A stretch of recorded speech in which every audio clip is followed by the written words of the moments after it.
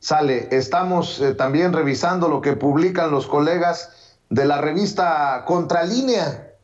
Entre otras cosas, han retomado, como nosotros lo retomamos, el hecho de que el presidente Andrés Manuel López Obrador pedirá a Joe Biden regularizar a 11 millones de inmigrantes indocumentados. Durante su visita a Nueva York, el presidente Andrés Manuel López Obrador prometió que hablará con el presidente estadounidense Joe Biden para que se cumpla el compromiso de regularizar la situación de los mexicanos que viven y trabajan honradamente en Estados Unidos, pero que no tienen papeles. Mediante el mensaje videograbado que le presentamos primero aquí en Sin Censura, en vivo, dirigido a los migrantes mexicanos en Estados Unidos, el mandatario recordó que la regularización de 11 millones de migrantes no depende únicamente de Biden, sino del Congreso estadounidense. Por ello, refirió que el gobierno mexicano va a ayudar en las gestiones ante el Congreso y a participar para que ningún migrante mexicano de cualquier país sea maltratado. Para hablar de este y otros temas, saludo a nuestra amiga Nancy Flores, corresponsal periodista de la revista Contralínea. Querida Nancy, ¿cómo estás? Muy buenas tardes. Buenas tardes, Vicente. Muchas gracias por la invitación. Qué gusto también saber que ya recuperaste tu cuenta de Twitter, Vicente.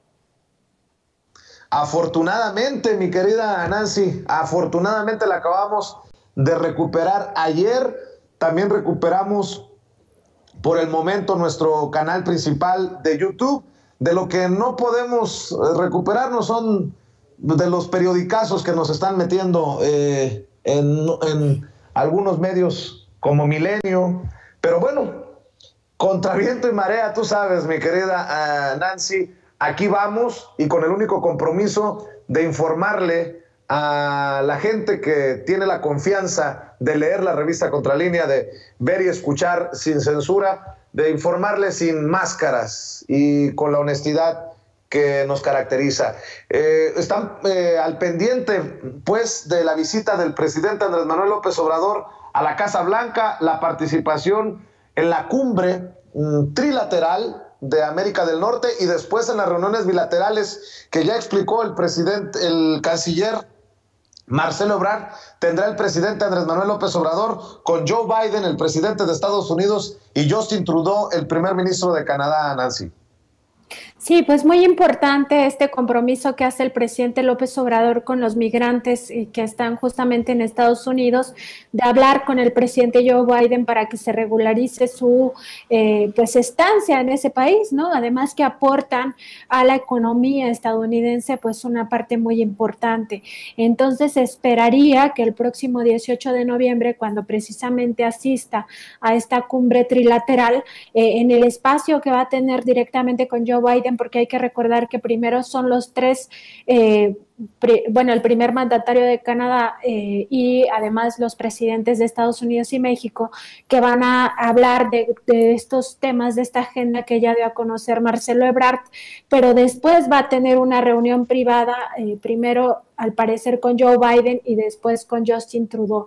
Entonces esperaría que en esta reunión privada justamente aborde el tema de los migrantes mexicanos y pues que ya haga esta solicitud formal y además pues con todo el respaldo que la propia comunidad migrante le ha estado mostrando, ¿no? Que han querido denostar este apoyo que claramente le muestran los migrantes en Estados Unidos al presidente López Obrador, podría traer un nuevo escenario para, pues sí, 11 millones de mexicanos que radican allá de forma ilegal, pero que trabajan, que se esfuerzan, que sacan adelante aquella economía y también contribuyen a la economía mexicana. Entonces sería un reconocimiento pues también a estos como el presidente les ha llamado constantemente, porque tan solo en lo que va de la pandemia, las remesas han permitido que de alguna manera la economía mexicana no se haya caído tanto como en otros países, Vicente. Así es, no será un objetivo fácil para el presidente Andrés Manuel López Obrador, pero esto demuestra un compromiso con esos héroes y heroínas, este mensaje que les deja, esta promesa que les deja a esos héroes y heroínas a los que ha reconocido una y otra vez por los miles, decenas de miles de millones de dólares en remesas que envían y creo que es simple y sencillamente parte de esta justicia y confirmar que es válido su frase de que amor con amor se paga. Sí, no sería fácil, sobre todo porque hay que recordar que hay un sector de derecha, sobre todo, que está en contra de los migrantes, ¿no? En general, pero también con un fuerte racismo hacia los migrantes mexicanos o de origen mexicano. Entonces, no sería un tema fácil, pero al menos pondría en la agenda de aquel país esta propuesta y pues de alguna manera yo creo que abriría una discusión o tendría que hacerlo sobre estos 11 millones de mexicanos, de compatriotas, pues que diariamente trabajan allá, estudian allá y que requieren pues de esta garantía migratoria para no estar siempre pues con esta preocupación de que si nos agarra la migra o si nos agarran las autoridades, pues los vayan a devolver a México, ¿no? Entonces, es muy importante que se abra la discusión desde ahora. Se espera que el 18 justamente le haga esta propuesta y pues ya veremos cómo lo recibe el presidente Biden y qué, digamos, qué hace al respecto en los próximos meses. Por lo menos el presidente López Obrador llevará el tema y eso ya será para los migrantes, me parece un avance. Nancy, antes de que te nos vayas, dame tu opinión de la salida de Santiago Nieto como titular de la Unidad de Inteligencia Financiera y la llegada de Pablo Gómez.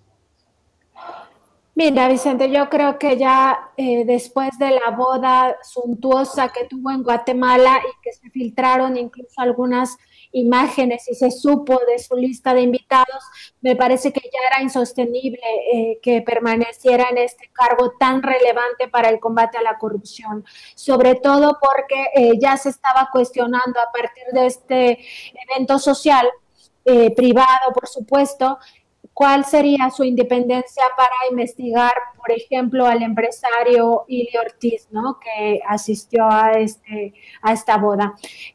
Entre otros, por supuesto, pero esta parte de poner en duda si tiene o no capacidad para investigar a unos, para no investigar a otros que son sus amigos, pues ya dejaba en una posición muy difícil al presidente López Obrador, que tiene como meta pues la lucha contra la corrupción. Y me parece que en todo este contexto un poco tendríamos que revisar los claroscuros de Santiago Nieto en la UIF.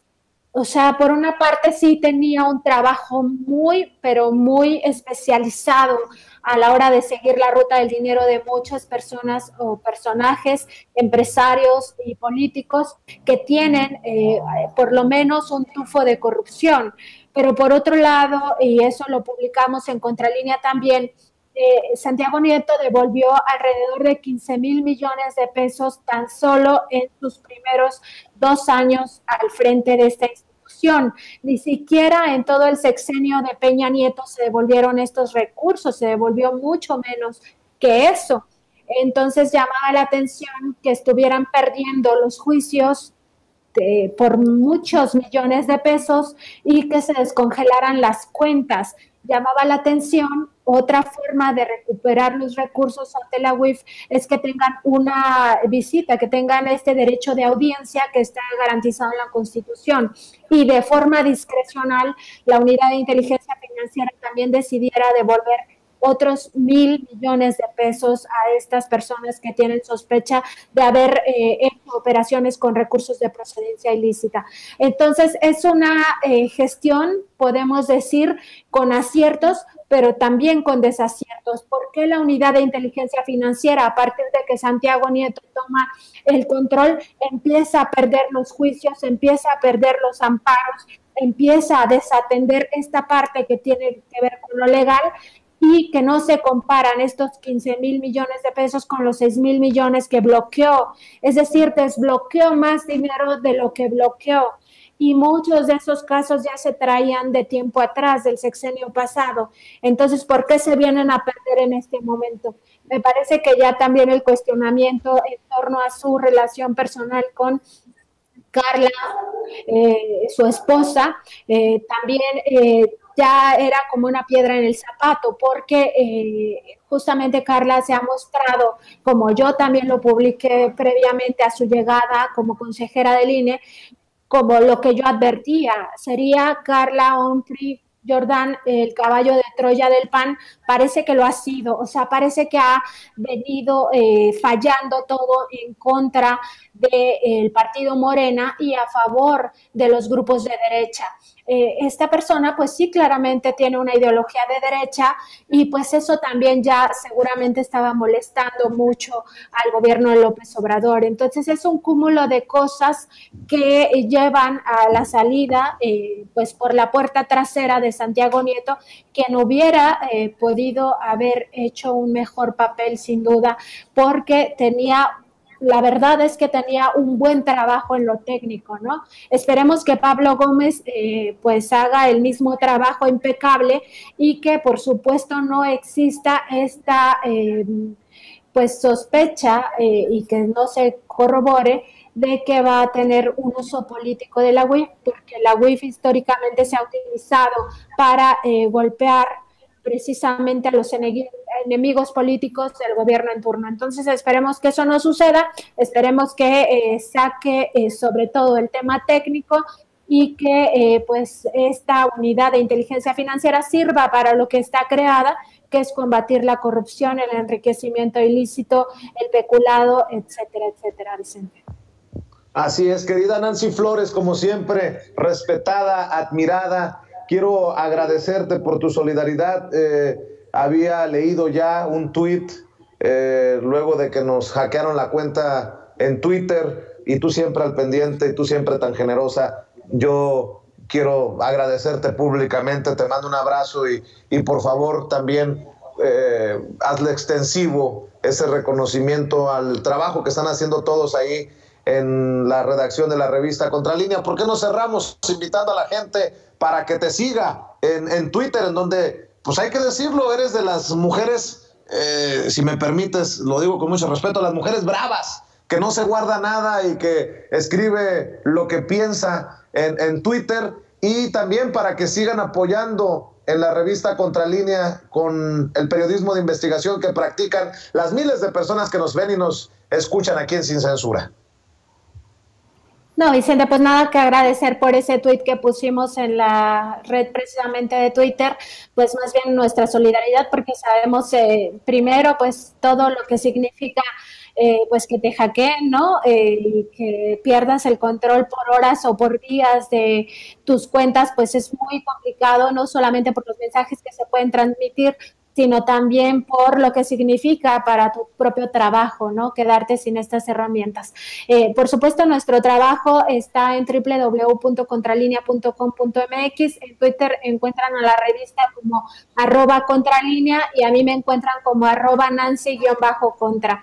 Te agradezco mucho, Vicente, el espacio y también a tu equipo y, por supuesto, a tu audiencia. Muchas gracias. Buenas tardes. Cuídate, Nancy, nos vemos pronto por aquí en Sin Censura. Nancy Flores, corresponsal de la revista Contralínea. Saludos al maestro Miguel Vadillo, director de la revista, y a todo el equipo en la redacción.